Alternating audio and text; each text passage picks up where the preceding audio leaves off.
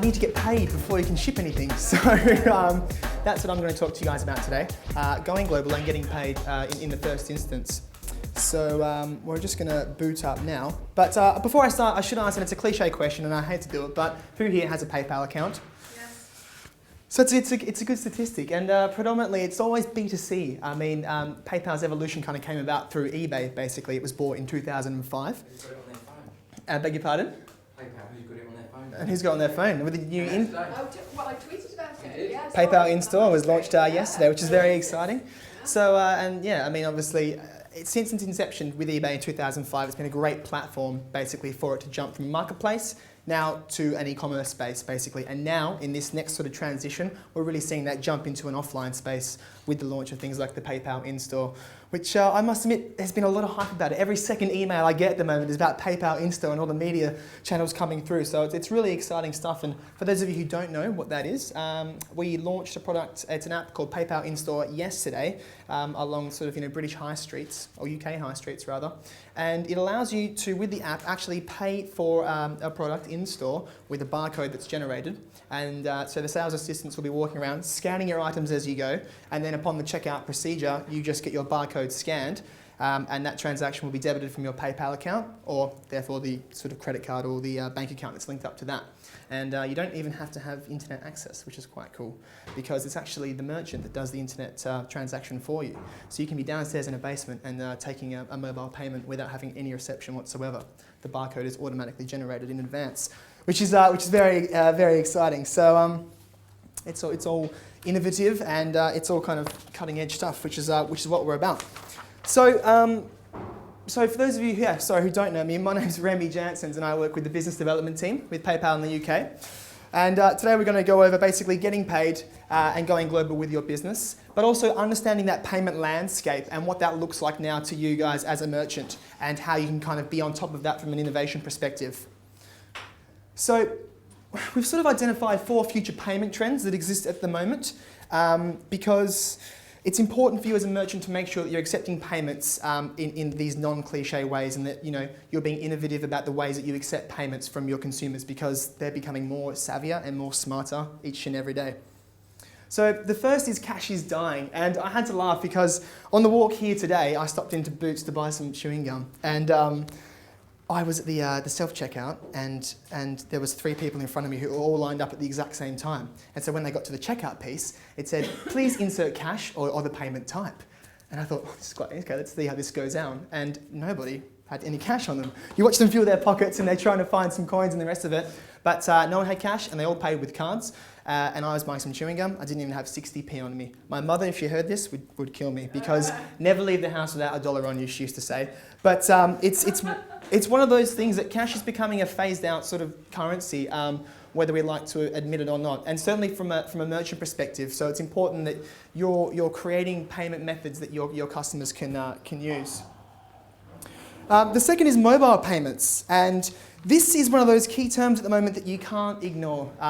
Any trade show at the moment, it's all about m-commerce. It is literally, it's in your face everywhere you go, and it's important because 50% of UK adults now have smartphones, and over half of those are, having access to the internet. So your shoppers now are continually on the go. They're continually engaging with this technology, and as a merchant, you need to be a part of this. So when we talk about mobile payments, well, what are we talking about? It is anything obviously mobile phone based, but then tablet based as well. And this was an interesting stat that I pulled from the Business Insider report that was done for 2011. And interestingly enough, the number of smartphones sold last year exceeded the number of PCs sold. And this is the first time that overlap has ever happened. So, the typical e-commerce model that you have a website is no longer, it's becoming stale. And you see these m-commerce companies that are out there, developing apps, developing websites for merchants so they can have this m-commerce sort of experience. It's a necessity, and it's important for you guys as small merchants, in the SME sector, to be kind of taking this channel on board. There's a lot of stuff surrounding mobile commerce, and I recommend, just trying to just start little and kind of figure out what it is you need to do to be a part of it, because, the stats are all there, and I could go on about them, but it's truly something that merchants need to sort of get on top of.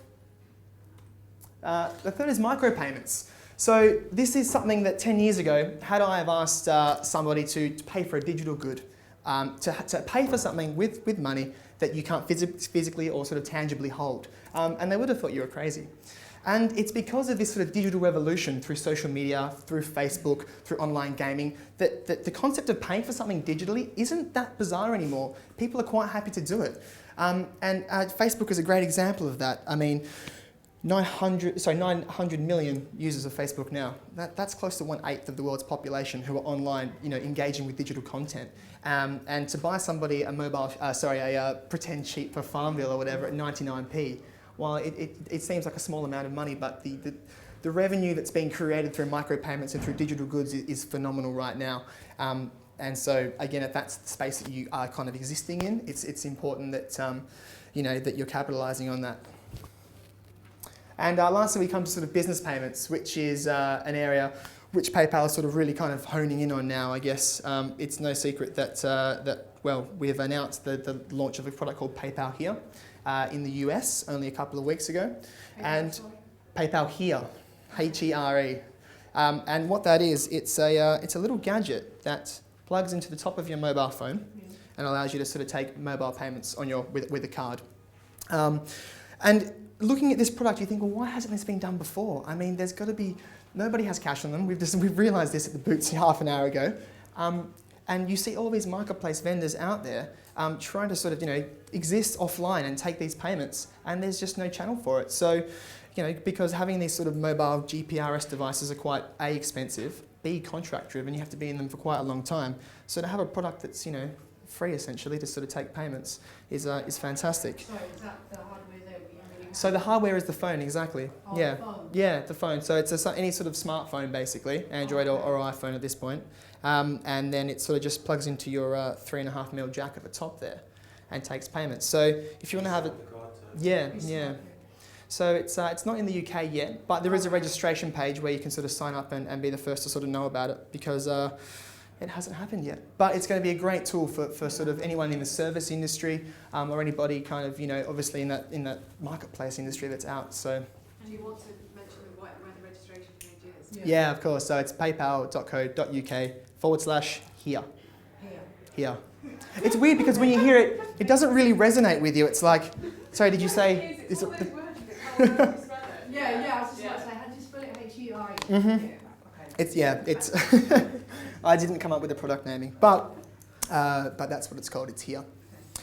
So we've kind of gained an overview of these payment landscapes. Sorry. When will it be available in the UK? Ooh, if I knew the answer to that, yeah. I mean, we don't know. It's been announced in the US about a month ago, and it still hasn't actually been launched, but their registration page is open for the UK at the moment. So. But there are also other providers. That's the issue. There are, but not in the UK. No. No, but in the US, yeah, very much. Square has been around for a while, and iZettle is in the beg your pardon? UK. iZettle. iZettle, yeah, they plug into your into the bottom, don't they? The iZettle. To get one extra. How do you spell that? iZettle. Z-E-T-T-L-E. Yeah. But yeah, it's not. There's only about 3 or 4 out there at the moment. Yeah, there's It's big in Scandinavia. It's quite big at the moment. There's a couple. Well, Square didn't it originate from? I think iZettle is from. iZettle, sorry, is from Sweden. Yeah. Mm. So they're the entrepreneurs, the innovation entrepreneurs from the north. Okay, so and this is just a bit of an overview, I guess, where you sit kind of in these brackets as a business. So it's the majority of you could sort of be small current user base, but with a moderate potential for growth. So typically it suggests that you are only going to be accepting cash or checks. And then the larger your current user base gets, you'll take debit cards and credit cards. And then as you kind of from a smaller scheme begin to grow, then you might start thinking about taking mobile payments and the e-commerce wallet online. And then as your current user base grows, then you'll start thinking about bank transfers. But this model needs to be completely eliminated, and purely because there's nothing stopping you as the little guy, so to speak, offering the same payment channels that large merchants are offering, because it's a competitive industry. But as a startup or as someone in the SME market, you've got the advantage to be incredibly responsive, incredibly sort of adaptable to these changing environments. So very advantageous in that regard. So, and as we can see, think about offering some of these wallet payments and stuff at a later date, but certainly things like online payments, PayPal obviously, debit and credit card transactions, think about them now definitely if you're not already, because the sort of the stereotypical bucket that you're put into is very much being phased out. So what to consider with online payments? The size of your user base, is it large enough to make a difference? I mean, it doesn't matter. As we just saw, regardless of where you sit on that user base scale, I think it's important that you start using the same payment channels that the bigger guys are using, purely because why not? And that kind of jumps into the next question. Well, what's the ability to market to this user base? And a lot of the time, if you kind of work with these organisations that are providing these products and facilities for you, they're quite happy to use you as case studies. Be a part of that. There's nothing stopping you. Apart from integration, how do I get involved, by taking these new payments, or where do I get involved about hearing about PayPal here? A lot of the time, it's a daunting task, and it can be with a lot of these things, as we learned sort of also with the shipping piece. But start small, work your way up, and sort of take a little bit at a time. So quality of customer service and risk management, again, that will come as you kind of build integrating those different payment types. But again, you're not gonna know about this until you try it, basically. So it's important to again start small and cross those bridges when you get there. Well, that's my approach anyway. International reach. So this kind of talks about going global and can they drive cross-border buyers to your site, which is what we're going to talk about shortly. Going global, I guess, and starting to accept these cross-border transactions. And value for money. PayPal's free to set up, so that's a no-brainer there. So let's just quickly jump into taking payments globally and a bit about sort of going global, so to speak. I'll use PayPal as a model. We are available in 190 markets, and we do support payments in 25 currencies, which are on the right-hand side there. So as a small business, historically, if you're only taking payments in the UK, and if it's a product-based, e-commerce site, or whatever the case may be, when you sort of start to take that step into going global, we're available in 25 different sort of different currencies there. And from a cross-border transaction piece, I mean, in 2011, it equated for 25% of our total kind of payments volume as a company. So the cross-border piece is very much a big part of what we kind of promote in the UK. And growth areas are sort of, obviously the Asia Pac region is huge right now, exporting out of the UK to Australia. I'm from Australia. I can definitely kind of align with that messaging. The UK's got some fantastic products, and the rest of the world want to know about them. North America is another one as well at the moment. I mean, the UK is a relatively small but populated area in the world, and the ability to go global is something that you should be sort of taking advantage of now. So on that note, in terms of well, it was such a big percentage of PayPal's payment volume, 25%. So how does the exchange rate work? And this is just sort of a bit of an FYI for everyone. For us, we don't take, PayPal don't take, I guess, any percentage of the exchange rate. We take an average of the top 4 banks each day to figure out what that exchange rate is going to look like for those 25 different currencies. So, I mean, for us, as a company, how do we make money off that? Well, it comes across through our pricing structure, which I'll talk about later. But for the currency exchange rate piece, it's very much aligned. If not, it's quite a competitive rate. So last night, I just sort of crunched a few numbers here because I was curious to see maybe how it would look. And I converted 10 Australian dollars to send to myself in pounds, which was, I'm not sure if you can see that, but it's £6.54. So I thought, okay, well, that seems about right. And then I jumped over to my gospel, which is the XE currency converter. That thing I live by in terms of determining whether or not I'm getting ripped off or not, because I'm buying currency to go to New York in a month, and I just want to make sure that I'm getting the best price for what I'm transferring. And funnily enough, it was actually £6.27. So I thought, oh, that's interesting. I mean, this update happens once a day. This is obviously continual, up to date with the currency charts and the rest of it. But you know, in terms of the value for money there, as I said, we don't make money off the exchange rate, and it is very competitive. So if you're worried about going global and taking cross-border transactions, don't be too concerned about whether or not you're going to sort of lose money on that. And I imagine and the banks operate very much in the same way as well. There's nothing stopping you from sort of going out there and starting to make these cross-border transactions. Just quickly, what is PayPal? We're a premium product. We do have a big kind of distribution base of both businesses and shoppers or consumers. Over 23 million registered globally, and that number now is around 26 million in the UK. So phenomenal numbers there that you can start to sort of channel into if you don't already, you know, have PayPal on your website. And so how does it work, I guess? And this is just a bit of an overview as well, guys. You have your various payment methods, and this now, I mean, looking at this slide, you think, well, geez, it works offline now, and it works online, and it works in a whole host of different ways. But sticking to the e-commerce piece, I guess, you know, debit cards, credit cards, bank accounts, and your PayPal balance. I guess, you know, when those payment methods are accepted on your website, or whether you send an invoice to someone, it all comes into this sort of blue box. And PCI compliance is something that you may or may not be familiar with. It's one of the few acronyms I'll use, but it stands for Payment Card Info. And it's important that if you are a business trading online and taking payments, that you are compliant with these standards. However, PayPal, as the sort of, you know, financial transactor, look after that for you, basically. So that little blue box is, I guess, the PCI channel, making sure that those payments are in a secure environment where, you know, they can't be tampered with and the rest of it.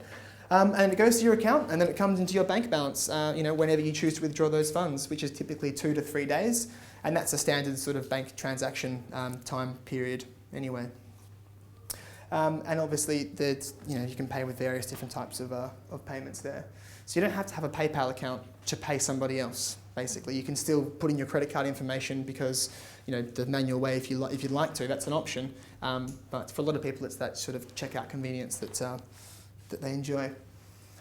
So we did a case study, and just quickly, I'm mindful. Were you on to 7:30, Emma, or? No, we're until 7, so if you're happy to do it. Okay, all right. Well. Stefan's going to talk real quick. So, well, I saw 7:30, but that's okay. I will just skim over this, guys. I mean, the preferences there are sort of shown for the UK, basically in terms of payment methods. It's a preferable choice, and I guess the key message is if there's nothing that just sort of defines you any different to the larger merchants that are out there.